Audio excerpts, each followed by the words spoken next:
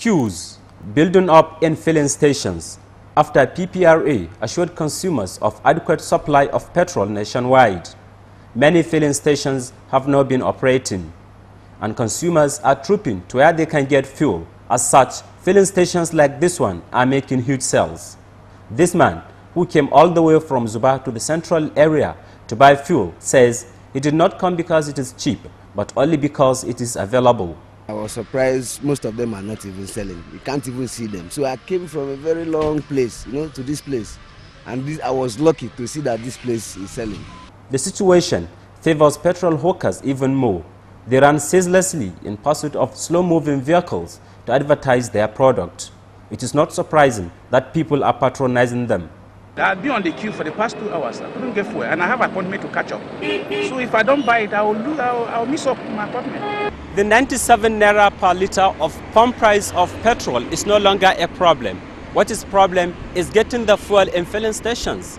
Most of filling stations are empty, and when you ask management of filling stations such as this one behind me, they will tell you they are out of stock.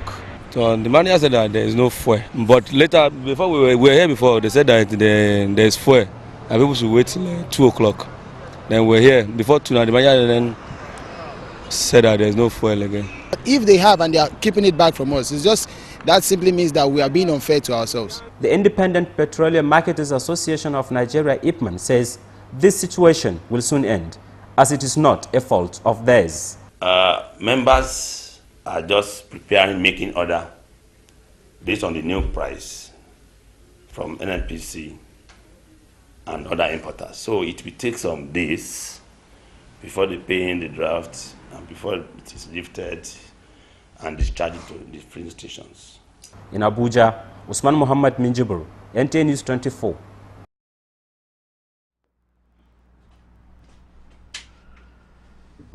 This is the photon injection system. Now we've rigged this so we can safely show you this. If you turn this on outside of the vacuum state, it can explode in your face.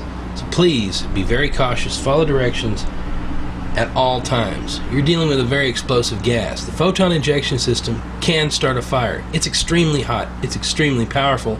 Be very careful. Very simply put, it's just a 55-watt xenon light bulb placed inside the vacuum system. It's very critical that you have a vacuum. You cannot use this on an atmospheric type pressure cell. If you do, you'll have an extremely large explosion. Explosion is impossible inside a vacuum pressure fuel cell. Even if this light bulb breaks and ignites the gas, our system is in a vacuum, much like a light bulb itself. It cannot explode. It'll just make a small noise, thunk, and it's over. Nothing more. Now if you do this without the vacuum, or if you forget and you leave this thing on, it'll explode when you shut off your engine shortly after when the gas is built up. So please, please be extremely careful.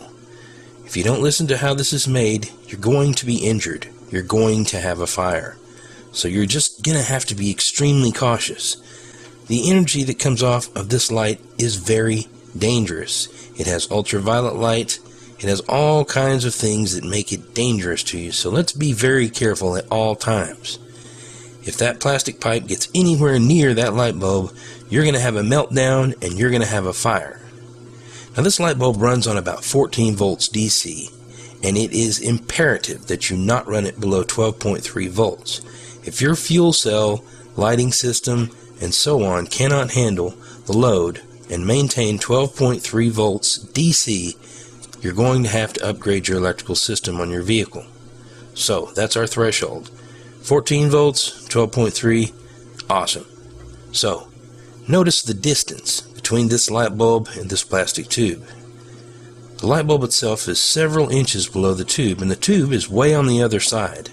If I put this tube anywhere near this bulb, even in the vacuum state, the excited energy will melt that tube. We could have a pressure buildup, we could have an explosion. Notice on this that I've used a metal wire connector. It's very important that you do this right. And these plastic hoses here, also part of the system. Don't go rigging metal in here. If we decide to convert this to metal, we'll explain why. But right now, use plastic and use our sealing putty, which is poster putty. It's very important that you use an alligator clip just like we show here. Don't connect it any other way. The alligator clip acts like a safety. And see the tin foil? It's not covering the bottom. It's only on the middle of the jar. If you do it any other way, you'll have a fire.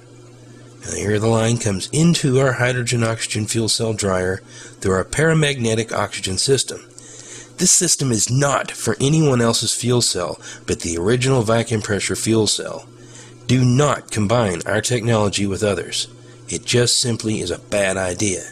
You see this dryer? Looks great, right? Wrong. This dryer actually resulted in a major fire. The tube was way down in the chamber.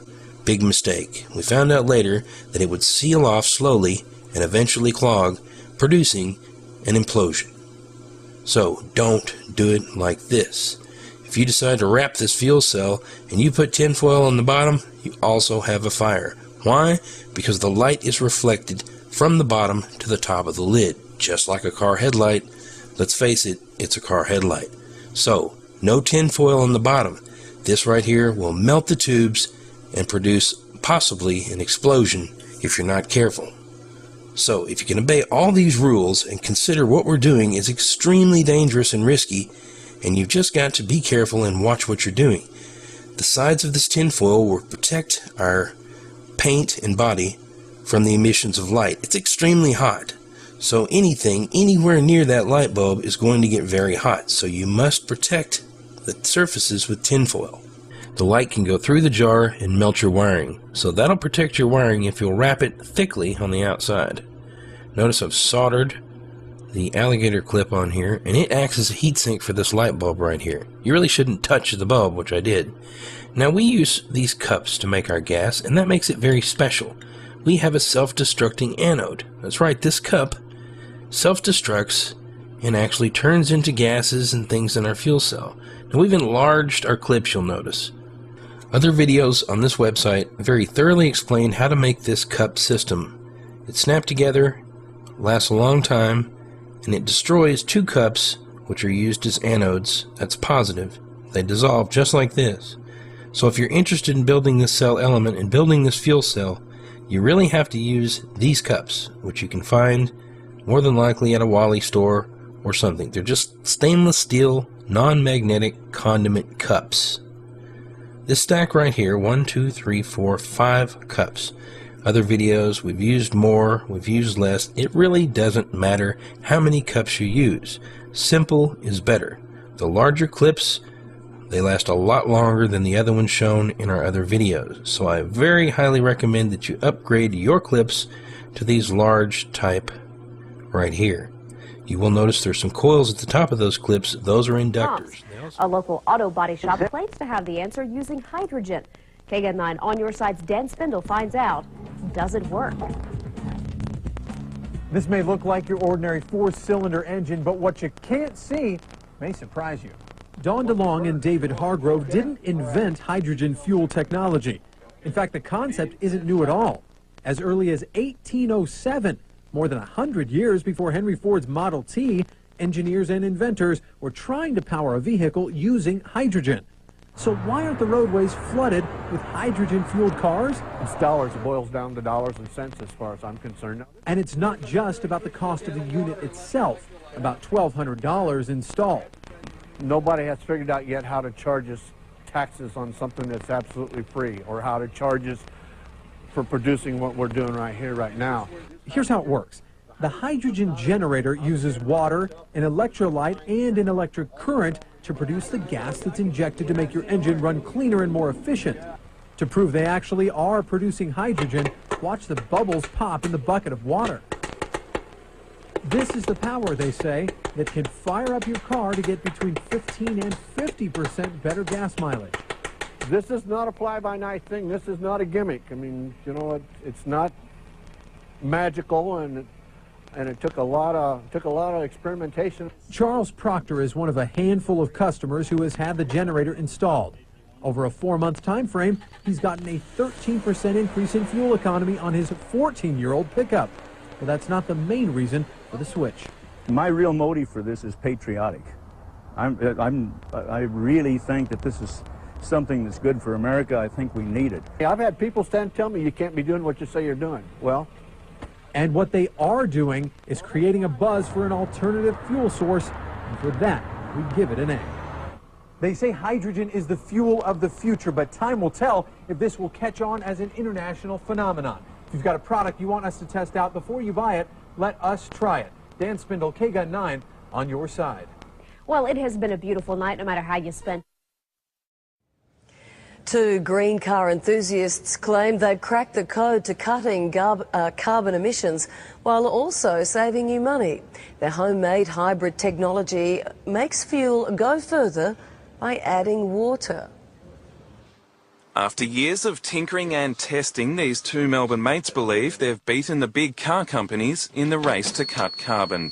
From the street, it looks like any other car, but a flick of the switch and it's hybrid.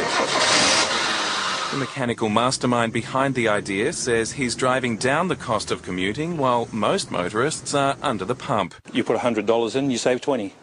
It's as simple as that.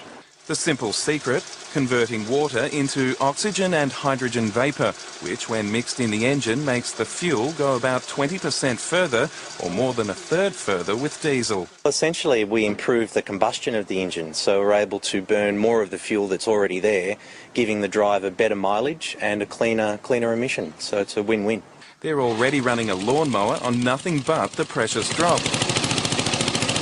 And hope a petrol-free future isn't just a load of hot air. What started as a backyard dream is fast becoming a booming reality. The news continues with the Gas Watch and an update on a Norfolk man who says he is turning water into fuel to run his pickup truck. It was a month ago today that we introduced you to Art Green. He installed a Water4gas unit on his Chevy Avalanche with hopes of getting better mileage. Tonight, we're checking in to see how that has gone so far. 13 News reporter Joe Flanagan, he joins us now. And Joe, the big question, does it work? Well, yes, as Sandra would ask the question, it does work. Wait till you hear the gas mileage Art Green is now getting. This is the way it looked last month when we were looking under the hood of Art Green's Chevy Avalanche. He'd installed a Water4gas kit that he says improves your mileage. It's all based on mason jars filled with water and baking soda and wires that create a current of hydrogen. He discovered all this online and ordered instruction manuals for easy installation, which Art says took him only 3 hours. It's a brand new truck. The whole engine's been reborn. It has power from a cold start. It just picks up and puts you back in the seat. So we went for a spin today and asked Art about his new and improved gas mileage. My over-the-road mileage is 40 miles a gallon. It used to be 20.